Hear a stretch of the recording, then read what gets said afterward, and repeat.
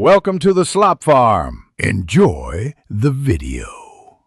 You already have VS Code and Discord installed. Now make them talk. First, open Discord and enable activity status or rich presence so apps can show a playing status.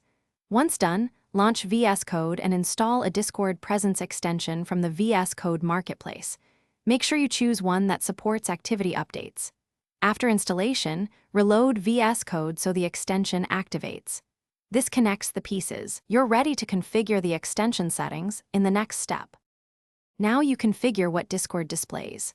Open the extension settings in VS Code, set the client ID if required, and craft concise details and state strings that describe the project and file. Then map which workspace or languages show up. For example, show the folder name and file type to provide context. Make sure Auto Start is enabled so Presence activates on launch, and set an idle timeout to avoid stale statuses. Once configured, save and let the extension push the first update to Discord. Finish by restarting VS Code and Discord to ensure the Presence handshake completes.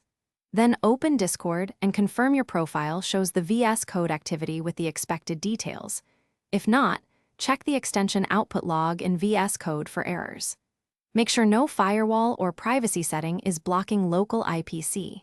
If issues persist, update both apps, try a different client ID provided by the extension, or disable other Presence extensions that might conflict.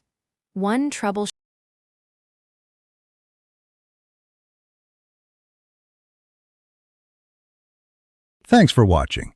Consider subscribing if we helped you today.